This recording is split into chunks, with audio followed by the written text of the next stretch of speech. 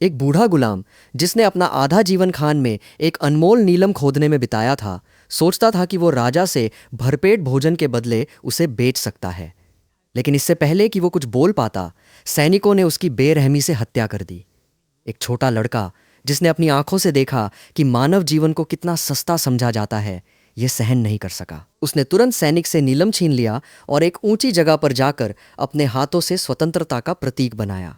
शोषित गुलामों ने इस चिंगारी को भड़कते हुए देखकर तुरंत जवाब में अपने हाथ उठा लिए।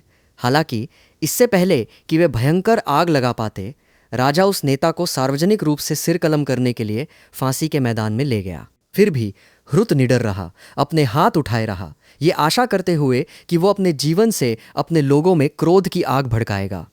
अप्रत्याशित रूप से जैसे ही नौकर ने विशाल कुल्हाड़ी चलाई, एक रहस्यमयी शक्ति ने अचानक उस छोटे लड़के को एक गुफा में पहुंचा दिया। पृथ्वी की गुप्त रूप से रक्षा कर रहे जादूगरों के संघ ने ह्रुत के अटूट साहस से प्रभावित होकर उसे मिस्र के देवताओं की शक्ति प्रदान करने का निर्णय लिया, ताकि वो अत्याचारी शासक को उखाड़ फेंके। एक परिचित मंत्र के साथ बादल छंट गए और छोटा लड़का तुरंत बिजली से घिर गया, जिससे उसे अपार शक्ति प्राप्त हुई। हालांकि जैसे ही ह्रुत ने अपने विद्रोह को विजय की ओर अग्रसर किया, राजा ने अचानक उसके परिवार का नरसंहार करने का अवसर पा लिया। जब तक ह्रुत घर लौटा, बहुत देर हो चुकी थी। अपने मरते हुए पिता को बचाने के लिए ह्रुत ने शत्रु को एक मंत्र का प्रयोग करने के लिए निर्देशित किया, जिससे देवताओं की शक्ति आदम को प्राप्त हो गई। लेकिन स्वयं अपनी सुरक्षा खो देने के कारण राजा द्वारा भेजे गए हत्यारों द्वारा निर्दयतापूर्वक मार डाला गया। अपनी पत्नी और बच्चों की दुखद मृत्यु को देखकर आदम के भीतर क्रोध की आग भड़क उठी, जिसे उसके भीतर की दिव्य शक्ति ने और भी प्रज्वलित किया। प्रतिशोध से जन्मा एक योद्धा धीरे धीरे भ्रष्ट हो जाता है। हालांकि काले जादू के प्रति जुनूनी राजा को आत्मसमर्पण करने के लिए विवश होना पड़ता है। वह तुरंत कारीगरों को आदेश देता है कि वे गुलामों द्वारा खोदे गए शाश्वत क्रिस्टल का उपयोग करके शबाक का मुकुट बनाएं। एक बार अनुष्ठान पूरा हो जाने पर वो एक प्राचीन दानव देवता की शक्ति प्राप्त कर सकता है और पूरी दुनिया पर राज कर सकता है। लेकिन जैसे ही पू मुकुट प्रस्तुत करने वाला होता है, उस पर बिजली गिरती है और वह पल भर में राख हो जाता है। देवता बनने का उसका सपना ब्लैक एडम के प्रचंड क्रोध से चकनाचूर हो जाता है, जिससे राजा भयभीत हो जाता है। वो दया की भीख मांगता है। शेर, लोगों, जल्दी जल्दी! घृणा से भरा ब्लैक एडम कोई दया नहीं दिखाता और तुरंत शक्तिशाली ऊर्जा छोड़ता है, जिससे दुष्ट महल पल भर में नष्ट हो जाता है। हालांकि समस्याओं को हल करने के लिए हिंसा का उपयोग करना जादूगर संघ के मूल इरादों के विरुद्ध है। उनका मानना है कि ब्लैक एडम मुकुट के योग्य नहीं है। देवताओं की शक्ति की एक कीमत चुकानी पड़ती है। अप्रत्याशित रूप से युद्ध 3 दिन और 3 रात तक चला, जिसमें 7 में से 6 जादूगर ब्लैक एडम द्वारा मारे गए। निर्णायक क्षण में शेष धूसर वस्त्रधारी जादूगर ने अपनी दिव्य शक्ति का उपयोग करके ब्लैक एडम को जमीन के नीचे सील कर दिया, ताकि वो फिर कभी दिन का उजाला न देख सके। शबाक मुकुट भी गायब हो गया, फिर कभी नहीं मिला। 5000 साल बाद पुरातत्वविदों का एक समूह कभी गौरवशाली रहे कंदक साम्राज्य के खंडहरों में पहुंचा। जमीन पर खुदे शिलालेखों के अनुसार एक वीर योद्धा, जिसका हृदय घृणा से दूषित था, वहां सोया हुआ था। उसे जगाया नहीं जाना चाहिए, अन्यथा परिणाम भयावह होंगे।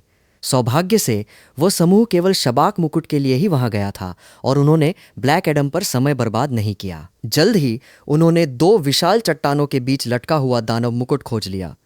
डॉक्टर जियान जुआंग ने तुरंत अपनी टॉर्च नीचे रख दी और ऊपर चढ़ने के लिए संघर्ष किया। अपने लक्ष्य पर निशाना साधते हुए उन्होंने छलांग लगाई और उसे सफलतापूर्वक प्राप्त कर लिया। लेकिन इससे पहले कि वो खुशी मना पाते, भारी हथियारों से लैस भाड़े के सैनिकों का एक दस्ता अचानक अंदर घुस आया और डॉक्टर के भाई का इस्तेमाल करके उन्हें मुकुट सौंपने के लिए मजबूर कर दिया। कोई विकल्प न होने पर उन्हें आज्ञाकारी होकर आत्मसमर्पण करना पड़ा। शक्तिशाली भाड़े के सैनिक ने दया दिखाते हुए उन्हें अपने अंतिम शब्द कहने का मौका दिया। अचानक डॉक्टर ने इस अवसर का लाभ उठाते हुए पत्थर की शिला पर लिखे मंत्र को पढ़ा। धन्यवाद! बिजली गिरी और पल भर में भाड़े का सैनिक हवा में उड़ गया। यह व्यक्ति कोई और नहीं बल्कि ब्लैक एडम था, जिसे 5000 वर्षों से कैद किया गया था। हालांकि उसे दुश्मन की शत्रुता का आभास था, फिर भी वो निडर था और ब्लैक एडम का पर्दा हटाने के लिए साहसपूर्वक आगे बढ़ा। अचानक उसकी गर्दन पकड़ ली गई। दर्दनाक चीखों के बीच उसका मांस निगल लिया गया और वो हवा में उड़ गया। लगभग मौत के डर से कांप रहे भाड़े के सैनिक के पास सोचने का समय नहीं था और तुरंत उन्होंने उस व्यक्ति पर आग की बौछार कर दी, लेकिन देवता के समान ब्लैक एडम के सामने पारंपरिक हथियार पूरी तरह से अप्रभावी थे। कुछ ही क्षणों में भाड़े के सैनिकों का एक तरफा नरसंहार हो गया। सभी की मृत्यु हो गई। नवोदित गांव में ब्लैक एडम की आक्रामकता का फायदा उठाते हुए प्रशिक्षु डॉक्टर ने जल्दी से मुकुट उठाया और जाने की तैयारी की। अचानक वो गिरते हुए एक बड़े पत्थर के नीचे लगभग कुचल गया। सौभाग्य से ब्लैक एडम ने बीच में आकर उसकी जान बचा ली। ये देखकर कि दुश्मन ने एक बार फिर भाड़े के सैनिकों पर ध्यान केंद्रित कर लिया है, डॉक्टर ने अपने भाई से जल्दी से भाग निकलने का आग्रह किया। लेकिन जब तक वे कार में बैठे तब तक उन्होंने पाया कि भाड़े के सैनिकों की अतिरिक्त टुकड़ी आ चुकी थी और उन्होंने ब्लैक एडम को पूरी तरह से घेर लिया था। उन्होंने तुरंत निशाना साधा और एक अंतर महाद्वीपीय बैलिस्टिक मिसाइल दाग दी। अप्रत्याशित रूप से जब धुआं छटा तो वो न केवल सुरक्षित था बल्कि उनके पीछे प्रकट हुआ और अपनी पूंछ का इस्तेमाल करके रुका और एक दूसरे हेलीकॉप्टर से टकरा गया। ये देखकर सैनिकों ने तुरंत टैंकों को कवच भेदने वाले गोले दागने के लिए निर्देशित किया, लेकिन लाख कोशिश करने के बावजूद वे ब्लैक एडम को कोई नुकसान नहीं पहुंचा सके। हजारों प्रशिक्षित विशेष बल के सैनिक उस आदमी की नज़र में चींटियों के समान थे। यहां तक कि बारी बारी से विभिन्न भारी हथियारों का इस्तेमाल करने के बावजूद भी वे केवल पराजित ही हो सकते थे। कुछ ही समय में समय पर रुकी डॉक्टर की वैन के अलावा ब्लैक एडम के दिल में उठ रहे सवाल का जवाब कोई नहीं दे सका। हालांकि इससे पहले कि वो पूछ पाता कि उसे क्यों जगाया गया है, सौभाग्य से बच निकले भाड़े के सैनिक ने गोला लोड कर दिया। ब्लैक एडम ने उसे बेपरवाही से उठाया और बैठकर उससे खेलने लगा। अप्रत्याशित रूप से यह मिसाइल शाश्वत सार से बनी थी। यहां तक कि ब्लैक एडम, जो एक देवता के समान था, भी इसका सामना नहीं कर सका। उसके पेट में एक गहरा घाव हो गया। उसने निर्दयतापूर्वक भाड़े के सैनिक को मार डाला और फिर आकाश में उड़ गया, जाने की तैयारी करते हुए। लेकिन अगले ही पल ब्लैक एडम अपनी गंभीर चोटों के कारण जमीन पर गिर पड़ा। जब वो कोमा से जागा तो उसने खुद को डॉक्टर द्वारा घर लाया हुआ पाया। हालांकि पिछले 5000 वर्षों में कंदक में धरती को हिला देने वाले बदलाव आए थे, लेकिन उन्होंने कभी सच्ची स्वतंत्रता का अनुभव नहीं किया था। डॉक्टर के बेटे को उम्मीद थी कि ब्लैक एडम उन्हें आक्रमणकारी अंतर्राष्ट्रीय गिरोह को भगाने और लोगों को उनके कष्टों से बचाने में मदद कर सकता है। लेकिन इससे पहले कि ब्लैक एडम कोई कदम उठा पाता, जस्टिस सोसाइटी ने इस कुख्यात खलनायक को देख लिया और ब्लैक एडम के खिलाफ एक गिरफ्तारी अभियान शुरू हो गया।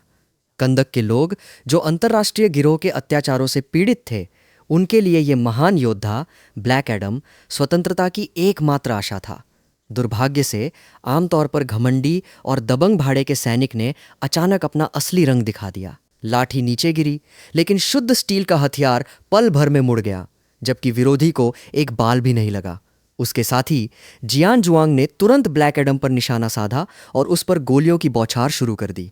हालांकि गोलियों की घनी बौछार का उन पर कोई असर नहीं हुआ, मानो गुदगुदी हो रही हो। हालांकि उन्होंने तुरंत अपनी रणनीति बदली और चारों ओर से घात लगाकर हमला किया, लेकिन बंदूकें निकालते ही वे ब्लैक एडम के भयंकर हमले का सामना नहीं कर सके और मजबूरी में मारे गए।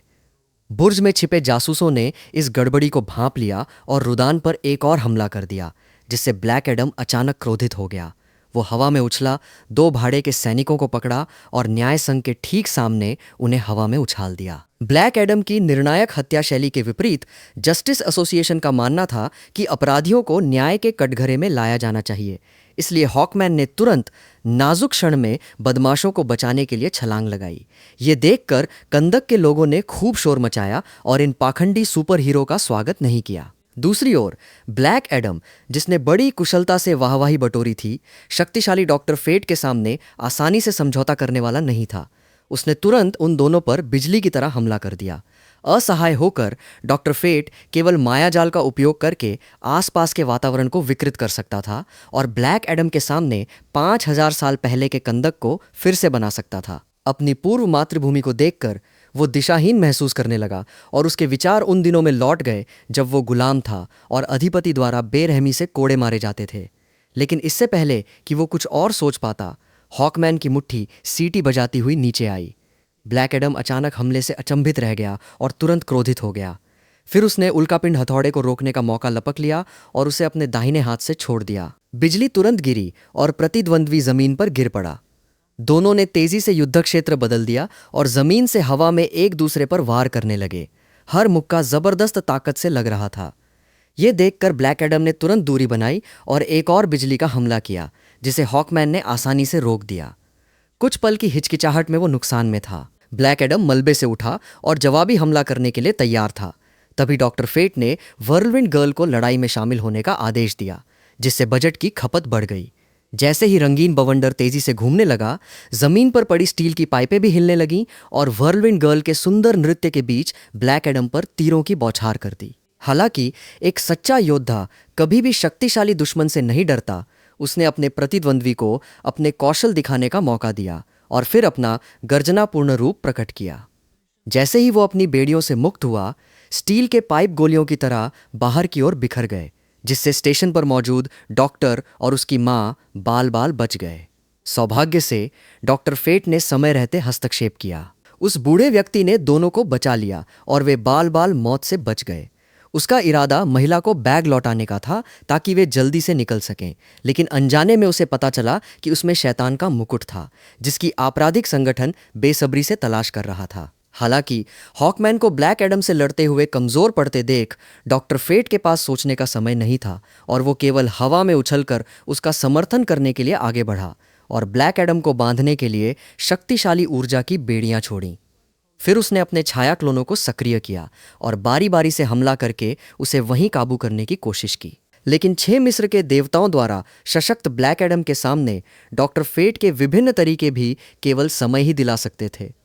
कई दौर के गतिरोध के बाद उसे लगा कि वो अब और टिक नहीं सकता और अपने अंतिम परिणाम का सामना करने वाला है। बलवान और शक्तिशाली हॉकमैन ने तुरंत कार को ब्लैक एडम का ध्यान भटकाने के लिए फेंक दिया, फिर वर्लविंड के साथ मिलकर दोनों तरफ से उस पर हमला कर दिया। अप्रत्याशित रूप से इससे ब्लैक एडम बुरी तरह क्रोधित हो गया। जब मैं आया तो मैं तुम्हारी जगह पर था। एक जोरदार धमाके के साथ सभी लोग तेजी से पीछे की ओर गिर पड़े और ब्लैक एडम धीरे धीरे बेहोश होता हुआ प्रतीत हुआ। उसका शरीर बिजली से कड़क रहा था। इसी नाजुक क्षण में एटम स्मैशर ने अपनी महाशक्तियों का इस्तेमाल किया, जिससे उसका शरीर फट गया। इससे पहले कि ब्लैक एडम पूरी तरह से अपना आपा खो देता, उसने अपने लोहे के मुक्के से उसे नीचे गिरा दिया। ऐसा लगा कि लड़ाई आखिरकार खत्म हो गई है, लेकिन अप्रत्याशित रूप से ब्लैक एडम ने बिजली का इस्तेमाल करके आकाश में उड़ान भरी और 10,000 फुट ऊंचे स्मैशर को एक ही मुक्के से ढेर कर दिया। कंदक के लोगों ने अपने रक्षक को इतना शक्तिशाली देखकर एक बार फिर जयकार की और ब्लैक एडम की प्रशंसा की। लेकिन ऐसा प्रतीत हुआ कि वे इस जिम्मेदारी को उठाने के लिए तैयार नहीं थे और जल्दी से उस क्षेत्र को छोड़कर चले गए। जस्टिस सोसाइटी ने तुरंत महल जाकर ब्लैक एडम को पकड़ने की योजना बनाई। अचानक महिला डॉक्टर ने न्याय के इन स्वघोषित नायकों की आलोचना करना शुरू कर दिया, जबकि कंदक के लोग एक अंतर्राष्ट्रीय गिरोह के कब्जे में थे। अब जब आखिरकार एक सुपर हीरो सबकी रक्षा के लिए आगे आया है, तो वे चुपचाप बैठे रहे और कहने लगे कि ब्लैक एडम कभी रक्षक नहीं था, बल्कि एक गुंडा था जिसने कंदक को लगभग तबाह कर दिया था। लेकिन डॉक्टर का तर्क है कि भले ही ब्लैक एडम खुद को हीरो न मानता हो, इसका मतलब ये नहीं है कि वो रक्षक नहीं हो सकता। खासकर अब जब कंदक के लोग पीड़ित हैं और उन्हें अंतर्राष्ट्रीय गिरोह के हमलावरों को भगाने के लिए एक सुपर हीरो की सख्त जरूरत है। अचानक हुआ यिंग के बोलते ही डॉक्टर को अपने बेटे का एक आपातकालीन फोन आया। पता चला कि अंतर्राष्ट्रीय गिरोह को पता चल गया था कि उन्होंने दानव मुकुट ले लिया है और वे अपने लक्ष्य को पूरा करने के लिए उनका अपहरण करने की तैयारी कर रहे थे। ये देखकर ब्लैक एडम तुरंत हवा में उछला और लड़के को टुकड़े टुकड़े होने से बचा लिया। हालांकि जैसे ही ब्लैक एडम ने अपना ध्यान भाड़े के सैनिकों की ओर मोड़ा, तभी उस छोटे लड़के को दुश्मन के नेता ने बंधक बना लिया और इलाके से दूर ले गया। कोई और विकल्प न होने पर ब्लैक एडम को अपनी गति का इस्तेमाल करके उसे रोकना पड़ा। अप्रत्याशित रूप से दुश्मन के पास किसी तरह की अत्याधुनिक तकनीक थी जो सीधे ब्लैक एडम के शरीर को भेद कर दूर निकल गई। कई ध्यान भटकाने वाले जहाज तेजी से समन्वित होकर अलग अलग दिशाओं में चले गए, जिससे ब्लैक एडम के लिए अपने लक्ष्य पर निशाना साधना मुश्किल हो गया। उसे मजबूरन एक एक करके उनकी तलाशी लेनी पड़ी। सौभाग्य से जस्टिस एसोसिएशन की मदद से केवल 2 वाहन ही सही सलामत बचे थे। अपनी दैवीय गति का उपयोग करते हुए ब्लैक एडम ने तुरंत एक मोटरसाइकिल पर कब्जा कर लिया। हालांकि डिब्बा खोलने पर वो खाली मिला। क्रोधित होकर उसने तुरंत भाड़े के सैनिक को आगे की ओर फेंक दिया, जिससे वो अत्याधुनिक वाहन राख हो गया। दूसरा भाड़े का सैनिक अपने ध्यान भटकाने वाले जहाज के रूप में जल्दी से मुड़ा और भाग गया, लेकिन अपनी पूरी मारक क्षमता के बावजूद वो धरती के सबसे ताकतवर गंजे आदमी से पीछा नहीं छुड़ा सका। फांस कर वे दोनों चीनी क्षेत्र में गिर पड़े। ब्लैक एडम उठा और दूर पड़े मलबे को तुरंत देखा। हालांकि जब उसने पर्दा हटाया तो उसे फिर से निराशा हुई, क्योंकि उसे एहसास हुआ कि वो एक जाल में फांस गया है। उसने उस भाड़े के सैनिक को, जिसने उसे धोखा दिया था, पहाड़ की चोटी पर फेंक दिया। अप्रत्याशित रूप से डॉक्टर फेट एक क्लोन के रूप में प्रकट हुए और कहा कि वे टेलीपैथी के माध्यम से भाड़े के सैनिक की यादें पढ़कर लड़के के छिपने की जगह का पता लगा सकते हैं। दूर से भाड़े के सैनिक की चीख सुनकर ब्लैक एडम केवल असहज रूप से माफी मांग सका। सौभाग्य से न्याय संघ कैदियों के साथ मानवीय व्यवहार करने के सिद्धांत का पालन करता था, इसलिए उन्हें सुराग मिलने की उम्मीद थी। हालांकि ब्लैक एडम की पूछताछ का तरीका सरल और क्रूर था। वो उन दोनों को तूफान के बीच से बादलों तक ले गया। जो पहले सवाल का जवाब देगा वही जीवित रहेगा, मैं नहीं। अपने साथी को आसमान से गिरते देख ब्लैक एडम ने तुरंत उसे लड़के का ठिकाना बता दिया। अप्रत्याशित रूप से ब्लैक एडम ने फिर भी उसे छोड़ दिया और नीचे फेंक दिया।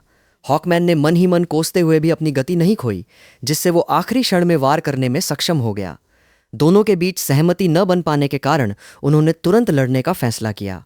इस लड़ाई में उन्होंने जस्टिस लीग के हर चित्र को तोड़ फोड़ दिया। तभी उन्हें कमरे में छिपा हुआ शैतान का मुकुट मिला। फाइटिंग क्लब की इस वस्तु को पाने की लालसा को देखते हुए महिला डॉक्टर ने तुरंत सभी से अपनी तलवारें नीचे रखने और उसके बच्चे को बचाने में मदद करने की विनती की। हालांकि जैसे ही हॉकमैन एक योजना बना रहा था, ब्लैक एडम अकेले ही दुश्मन के ठिकाने में घुस गया। कुछ ही पलों में सारी बाधाएं पार करते हुए करली तक पहुंच गया। लेकिन शाश्वत आघात द्वारा निर्मित ढाल के सामने ब्लैक एडम भी असहाय था। कोई विकल्प न होने पर डॉक्टर को आज्ञाकारी रूप से शैतान का मुकुट सौंपना पड़ा। करली दृढ़ रहा।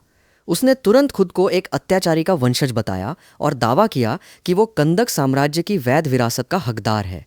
ये कहने के बाद उसने जानबूझकर ब्लैक एडम को उकसाया और कहा कि वो 5000 साल पहले अपने बेटे को नहीं बचा सका था और अब तो लड़के की अपरिहार्य मृत्यु को बदलना और भी असंभव था। फिर उसने तुरंत शील्ड ऑफ एटर्निटी को निष्क्रिय किया, बंधक पर निशाना साधा और ट्रिगर दबा दिया। ये जाना पहचाना दृश्य ब्लैक एडम के दर्द भरे भावों को जगाता हुआ प्रतीत हुआ। हालांकि वो लड़के को गोली से बचाने में कामयाब रहा, लेकिन उसके भीतर की बिजली की शक्ति तेजी से बेकाबू हो गई और एक शक्तिशाली ऊर्जा प्रवाह के साथ विस्फोट हुआ। ये देखकर टीम के अन्य सदस्यों ने तुरंत अपनी शक्तियों का उपयोग करके कमजोर पक्ष की रक्षा की। केवल मुकुट पकड़े हुए करली ही विस्फोट के झटकों से बुरी तरह जल गया। लड़के को कोमा में जाते देख ब्लैक एडम को एहसास हुआ कि देवताओं की शक्ति को नियंत्रित न कर पाने के कारण ही लड़का उसके बेटे की तरह लगभग मर गया था। वो वही गलती दोहराना और दूसरों को चोट पहुंचाना नहीं चाहता था, इसलिए उसने स्वेच्छा से अपनी महाशक्तियों को त्यागने का फैसला किया।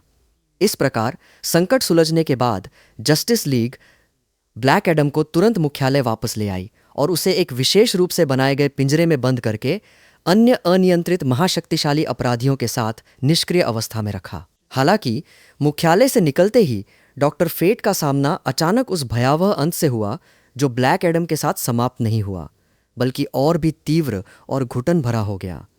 उसी समय डॉक्टर को अचानक याद आया कि कंदक पौराणिक कथाओं में नरक और पृथ्वी दर्पण प्रतिबिंबों की तरह थे। उपरोक्त पहेली को सुलझाने के लिए उन्हें मुकुट को उल्टा करना था। क्या यही जीवन का एकमात्र मार्ग था? तभी उन्हें एहसास हुआ कि करली ने भविष्यवाणी की थी कि ब्लैक एडम उन्हें मार डालेगा, ताकि वो मुकुट की शक्ति का उपयोग करके नरक में गिर सके, दानव राजा के साथ सौदा कर सके और दुनिया को नष्ट करने के लिए पर्याप्त शक्ति प्राप्त कर सके। काम पूरा होने के बाद जैसे ही 6 महान राक्षसों की शक्ति उसमें समाहित हुई, शबाक मुकुट ने तुरंत आह्वान को भांप लिया और अपने स्वामी को ताज पहनाने के लिए हवा में ऊपर उठ गया। करली अंततः एक दानव में परिवर्तित हो गया, जो दुनिया पर राज करने और मानवता को नरक में बदलने की महत्वाकांक्षा के साथ जस्टिस सोसाइटी कंदक लौट आई। इस बिन बुलाए मेहमान को देखते ही उन्होंने तुरंत अपने लड़ाकू विमानों से उस पर हमला कर दिया। हालांकि पुनर्जन्म लिए शबाक के सामने वे टिक नहीं पाए। दानवों ने उन्हें पल भर में चीर डाला और उनके विमान जमीन पर पटक दिए। सौभाग्य से हॉकमैन ने दिशा बदलकर आपातकालीन लैंडिंग कर ली और उनकी जान अस्थायी रूप से बचा ली। लेकिन इससे पहले कि वे युद्ध की तैयारी कर पाते, शबाक ने नरक की आग का सैलाब ला दिया। डॉक्टर फेट ने तुरंत हमले को रोकने के लिए एक सुनहरी ढाल तैनात कर दी और व्हर्लविंड गर्ल की मार्शल आर्ट की लय से आग की दिशा बदल दी। बाकी सदस्यों ने अपनी अनूठी क्षमताओं का उपयोग करके उसे सिंहासन पर बैठने और नरक के दानवों को बुलाने से रोका। उनके समन्वित हमलों ने शबाक को लगातार जकड़े रखा। अप्रत्याशित रूप से उसने अचानक अपनी रणनीति बदल दी, आग में परिवर्तित हो गया और अपने सभी साथियों को गिरा दिया। कोई और चारा न होने पर हॉकमैन को दबाव सहना पड़ा और अपनी विशाल कुल्हाड़ी से जोरदार वार करना पड़ा। योजना थी कि प्रतिद्वंद्वी को वहीं ढेर कर दिया जाए, लेकिन शबाक के लिए यह वार कुछ भी नहीं था। पलक झपकते ही उसने हॉकमैन को सैकड़ों मीटर पीछे धकेल दिया, फिर झट से उसका सिर पकड़कर 10,000 मीटर की ऊंचाई पर हवा में उछाल दिया। जैसे ही शबाक धीरे धीरे महल में दाखिल हुआ और सिंहासन पर बैठने ही वाला था, डॉक्टर फेट ने मानो कोई कठिन निर्णय ले लिया। उसने तुरंत अपने साथियों का रास्ता रोकने के लिए एक सुनहरी ढाल बना दी। दरअसल उसने अपने इस विनाशकारी अंत को पहले ही भांप लिया था। लाखों करोड़ों सिमुलेशन में जीत की केवल एक ही उम्मीद थी, सोए हुए ब्लैक एडम को जगाने के लिए खुद को बलिदान कर देना। मेरे प्रिय मित्र, हॉकमैन की बेताब विनतियों के बावजूद डॉक्टर फेट दृढ़ता से आकाश में उड़ गया। लेकिन शबाक के सिंहासन तक पहुंचने से पहले ही उसने एक मंत्र का जाप करके एक विशाल सुनहरी तलवार बुलाई और नीचे वार कर दिया। इससे पहले कि विरोधी खुद को छुड़ा पाता, उसने तुरंत एक क्लोन बनाया जो चारों दिशाओं से गरजते हुए आया और एक के बाद एक उस पर टूट पड़ा। लेकिन फिर भी उस दानव को रोकना असंभव था। कोई भी उसे हरा नहीं सका, क्योंकि एक व्यक्ति ऐसा था, सिंहासन पर आसीन होने के बाद अंतिम यद्यपि क्षणिक अनुष्ठान पूरा करने पर एक भयंकर आग भड़क उठी, जिसने नश्वर लोक और नरक के बीच के मार्ग को चकनाचूर कर दिया, जिससे लाखों दानव सैनिकों के लिए पृथ्वी पर उतरने का रास्ता खुल गया। इस नाजुक क्षण में उस छोटे लड़के ने भागने का विकल्प नहीं चुना। वो कंदक के लोगों में सत्ता का विरोध करने, बुराई के खिलाफ लड़ने और स्वतंत्रता को बनाए रखने का साहस जगाएगा। ब्लैक एडम ने इस ऊर्जा को महसूस किया, तुरंत एक मंत्र का जाप किया और बिजली के एक बोल्ट में परिवर्तित हो गया, जो आकाश में चला गया। इससे पहले कि वो छोटा लड़का मूर्ति से चूर चूर हो जाता, ब्लैक एडम सफलतापूर्वक कंदक पहुंच गया। तलवार के आकार के एटम क्रशर ने तुरंत दबाव का सामना किया, जिससे ब्लैक एडम को अपना भाग्य पूरा करने और दानव राजा को हराने का अवसर मिला। जैसे ही हॉकमैन के पंख फटने वाले थे, रेत की बोरी के आकार की एक मुट्ठी जोर से गिरी और शबाक को तुरंत जमीन पर पटक दिया। 5,000 वर्षों से चली आ रही दुश्मनी आखिरकार सुलझने वाली थी। शबाक ने पहला हमला किया और लड़ाई का पहला दौर शुरू किया। ये देखकर ब्लैक एडम ने तुरंत अपने प्रतिद्वंदी का पैर पकड़ लिया और उस पर लगातार वार किए। शबाक ने मौका पाकर पलटवार किया और जमीन से उछलकर आसमान में पहुंच गया। ब्लैक एडम के हाल ही में देवता में परिवर्तित होने और उसकी अपूर्ण शक्ति का फायदा उठाते हुए शबाक ने तेजी से चारों ओर से उस पर हमला किया और उसे नीचे गिरा दिया। हालांकि जैसे ही शबाक अंतिम प्रहार करने वाला था, हॉकमैन ने अचानक पीछे से उस पर हमला कर दिया और वो बाल बाल बच गया। उसने तुरंत एक स्टील का पाइप निकाला, मुड़ा और अपने प्रतिद्वंदी पर वार किया, लेकिन उसे पता चला कि उसने केवल एक भ्रम को नष्ट किया है। हॉकमैन ने कहा, मैंने ये तकनीक प्राचीन काल से सीखी है, और डॉक्टर फेट के हेलमेट की मदद से उसने तेजी से क्लोन बनाए और शबाक पर हमला करके उसे काबू में कर लिया। इस बीच ब्लैक एडम ने दानव के सींग छीन लिए और अपना अभ्यास जारी रखा। फिर वो आकाश में उड़ गया और शबाक को 2 टुकड़ों में फाड़ दिया। लाखों दानव सैनिक अपनी शक्ति के स्रोत से वंचित होकर राख में बदल गए। दरार के ठीक होने के बाद वे नरक लौट गए और कंदक के लोगों को रक्षक अमर रहे चिल्लाते हुए सुना। डॉक्टर फेट ने सुझाव दिया कि ब्लैक एडम को सिंहासन पर बैठना चाहिए और उन्हें समृद्धि की ओर ले जाना चाहिए। कैसा लगा? गलत। लेकिन ब्लैक एडम का मानना है कि कंदक के लोगों को ऐसे भगवान की जरूरत नहीं है जो राजा अमर रहे, चिल्लाता रहे। उन्हें वास्तव में समृद्धि की ओर ले जाने वाली एकमात्र चीज सभ्यता और स्वतंत्रता है। अंत में वॉल्टर ब्लैक एडम के सामने पूरी तरह से असहाय है। इस बेकाबू शक्ति को कंदक में रखने के लिए उसे दबाव बनाने में मदद के लिए दूसरे ग्रह से अतिरिक्त सैनिक बुलाने पड़ते हैं।